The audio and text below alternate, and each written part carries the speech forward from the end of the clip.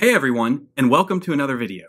Today, we're going to be talking about alcohol and tobacco sponsorships in motorsports and how they've been represented on Diecast over the years. Now, as most of you probably know, it is illegal to consume tobacco or alcohol as a child in most of the world today. This presents a problem when you want to make a toy car that is something that a child is typically going to be playing with, but you also want to make an accurate replica of a race car that is sponsored by one of these companies. Now, for many years, this was not something that anybody gave much thought, and you could actually get these cars with the correct sponsorships on them, even as a kid. And a great example of that is this Lotus Europa from the Matchbox Basic line in Japan in the late 70s. You can see here, this is a logo for the company John Player Special, which is a British tobacco company that made cigarettes and, I assume, other tobacco products. Again, this was in the Basic line in Matchbox in the late 70s, and you could just go buy this. And this car made it to the rest of the world in multi-packs a couple of years later as well. We also have this Erdl McLaren F1 car, which was produced just with the Marlboro logos, just like the company sponsored F1 in the 70s. And as you can see, yes, this is actually an Erdl, believe it or not, this is not something at all that they would make today, but this is actually a pretty neat piece of my collection because of that. But yeah, as you can see, tobacco logos just straight on there, not a care given in the world.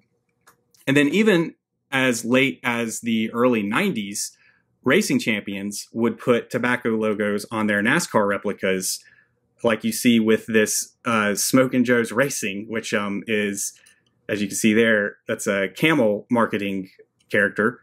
And, he was all over the stock car. And when racing champions produced the stock car, they just threw the tobacco logo right on there. So in the mid-90s, all of this started to change when governments all over the world began imposing very strict regulations on how tobacco companies could market their products and where their logos could be seen. Nowadays, it is just not legal to put tobacco logos like you see on these three cars, just on a diecast that a kid could buy. And you see some great examples of this even in some of the higher end 1/43rd scale and 1/18 scale race car replicas. I don't actually have any that demonstrate this in my collection, but I do have this Hot Wheels Porsche 959 rally car, which is very much heavily inspired by the Rothmans livery that this car ran with in real life. Now, Rothmans is also a tobacco company, and on the side of the car, it would have had their logo and their name. But you can see here, Hot Wheels, even though they've got some licenses for other companies such as Porsche and Bilstein, replaced the Rothmans name with those other companies.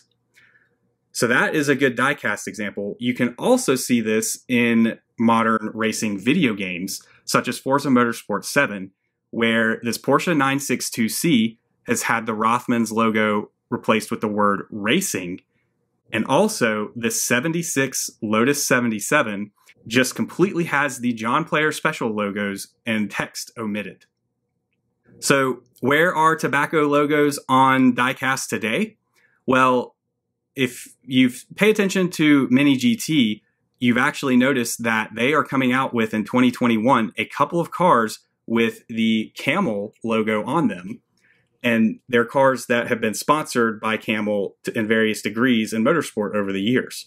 So I actually have no idea how they are kind of getting away with that. I don't know if they found a loophole in the law or if their marketing is just to adults, so they're able to get away with it. But that's definitely an interesting topic for sure. I haven't seen anything produced with a tobacco logo on it in probably 25 years. So it's cool to see it back and that we'll get accurate race car replicas. I just hope that they're able to get around the laws and stay out of trouble. Now, alcohol has been a little bit easier for companies to get away with in the past 25 years. You can see here, I've got one modern NASCAR with an alcohol logo on it. And this is an older stock car, but it's actually been produced in the past 5 or so years. And it has the accurate alcohol logos on it as well. So how do these companies do this? Because again, this is a toy. you look at a normal person looks at this, they see a little car that rolls around on the table. This is something for a kid to play with. And these alcohol companies are still not allowed to market to children, which this could be seen as.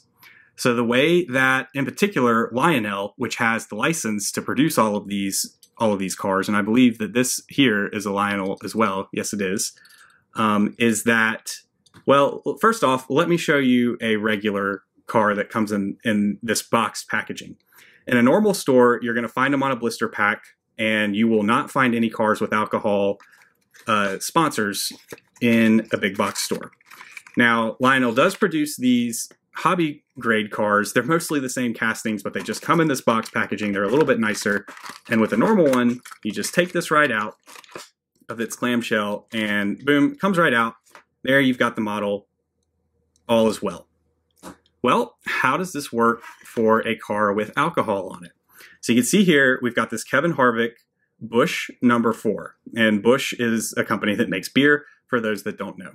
Right off the bat, you can see here in the corner, it says limited edition adult collectible. And if we check out this box from the Matt Kenseth Camry, which again has no alcohol logos on it anywhere, you can see that adult collectible language is not going to be present. It says limited edition collectible. It does not say adult on this box anywhere that I know of. So let's take this Kevin Harvick car out of the box. Now, you guys probably saw this in the December 2020 finds. This is the video I was saving it for. And does anybody notice a difference yet? Well, first off, you have this piece of paper, and let's check that out real quick before we take a look at the rest of the car.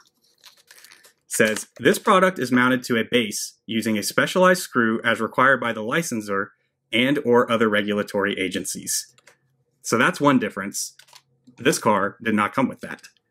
Now, if we take this out of its plastic, you can see here, there's the base it's talking about. It is on this plastic base.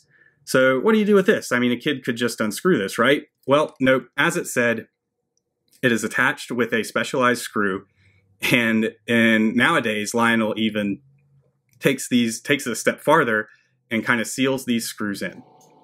Now, there is a way around this. I have a preferred method that kind of involves splitting the plinth in half and unscrewing it from the car to get it loose because, you know, as you guys know, I like my collection to be loose.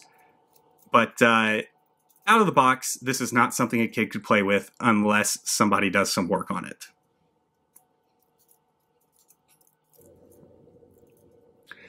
So there we go. This Harvick car is now free to roll around. But there's no children in my house right now, so I don't plan on anybody ever getting a hold of this to play with it that should not have it. One more thing I'll point out, you can see on the base, this car does have the normal rivets, but it's got the 2 holes where the screws were used to attach the plinth, whereas this car does not have any extra holes. It's just the rivets. And you can see those same extra holes on the bottom of this Rusty Wallace replica here. So that's how you can tell if one of these cars came affixed to a plinth like that. So what do you guys think about this topic? Does this seem a little bit crazy to you, or is this reasonable to kind of keep kids from getting their hands on things like this?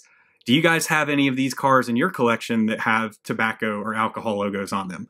I'd love to hear from you, and I'd love for you to join the discussion. Thanks for watching this video, and I'll see you in the next one.